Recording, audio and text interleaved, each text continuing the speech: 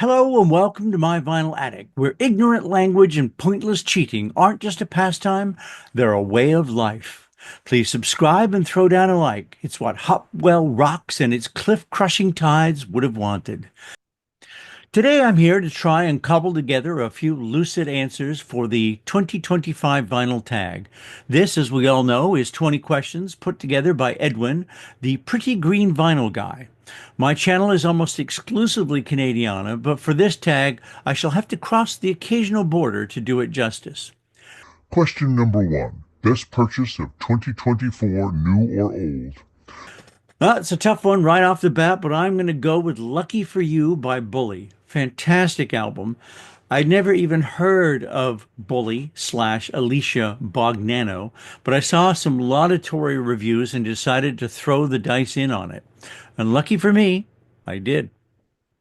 Question number two. 50 years later, best album from 1974.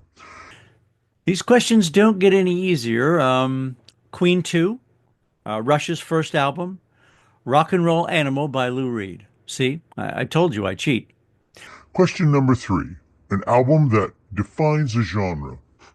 Close to the Edge by Yes, simply the finest that prog can be and by far the band's best lineup.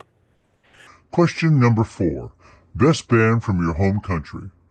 Well, I was born in England, so it's impossible to say, but you know, gun to head, I would say maybe the Strawbs. Question number five. An artist you miss dearly. Well, Bob Segarini was a personal friend of mine, singer for Family Tree, Roxy, the Whackers, and the Bob Segarini Band. I do so miss his curmudgeonly wit and the free-form phone calls. Try saying that 3 times. Question number six. Best live album in your collection. The Guess Who live at the Paramount. I don't really collect live albums and I don't have many in my collection, but that is a classic. Question number seven. Your partner just dumped you. What album are you putting on? Probably Mental as Anything and their album, If You Leave Me, Can I Come Too? Question number eight. Best sounding drums on an album. The way Steve Jansen bangs those sticks on Suburban Berlin by Japan perked up my ears to the drums for the very first time when I was young, especially on songs like Rhodesia and Sometimes I Feel So Low. Question number nine. Favorite artist who is a member of two or more bands. Maybe Randy Bachman, the Guess Who, and Bachman Turner Overdrive, and to a far lesser extent, Iron Horse and Union. Question number 10. Beatles or Stones? The Kinks. Love all three, but if I had to choose one to listen to, the Kinks. Question number 11. You found a bag of weed. What are you going to listen to?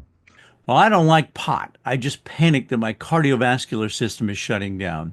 It would have to be something very calming, so I didn't plummet into a full-on I just inhale paraquat hysteria.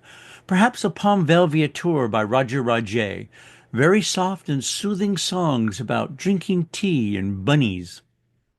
Question number 12. An album from the 80s you still listen to. I'd like to go Canadiana here, and I'm going to say possibly Jane Sibrey with Speckless Sky, No Borders Here, or Bound by Beauty. Terrific and stupidly affordable records. Also, Willie Niles' first 2 albums are amazing. Question number 13. What artist's political stance has soured you? For this question, I guess I would have to have liked them originally and turned against them. Meatloaf is probably the closest I can think of. Question number 14. Show your favorite record label. This question was a tad confusing. If I were to interpret it as visually pleasing, it would probably be the Capitol Rainbow. Love that.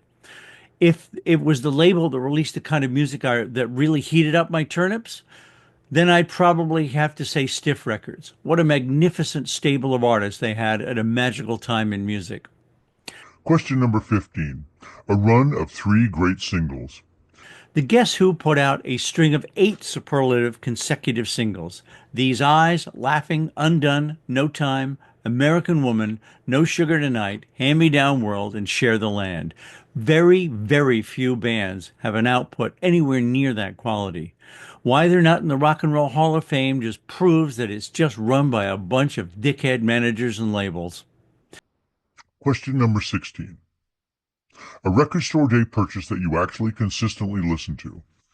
I don't purchase any RSD releases. It's not something I've ever gotten into, and I'm just way, way too old to line up for anything besides a bathroom. But I was just given an Eric Burdon's Record Store Day release. I haven't listened to it yet, but I'm super appreciative of the gift, and I really like Mr. Burton's work, so that will certainly be the RSD album I listen to most consistently. Question number 17. You can be reincarnated as any artist dead or alive. Who's it going to be? I would like to come back as Michelle Phillips in her heyday, and then I would never, ever leave my hotel room. Question number 18. Three best lines in a song. Lyricists don't come any better than the Bard of Selford, John Cooper Clarke, and his Beasley Street is a gold-plated masterpiece. In my opinion, it's the very best rap song ever written. His depiction of dead-end lives trapped by circumstance and geography is both eloquently funny and horrifying, a truly unique talent. People turn to poison quick as lager turns to piss. Sweethearts are physically sick every time they kiss. It's a sociologist's paradise. Each day repeats on easy, cheesy, greasy, queasy, Beasley Street. Check out the entire lyric for this song. It will make you laugh while raising the hairs on the back of your neck. Question number 19. An album you will never tire of.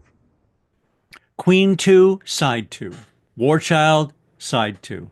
Toys in the Attic, Side 1. Blue Tomorrow by the Swimming Pool Cues, the entire glorious album.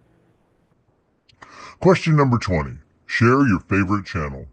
There are so many good ones, but Steve Carlton paid me the most to say his. So absolutely and without reservation, it's Steve Carlson's. Unless his check bounces, then everything is negotiable.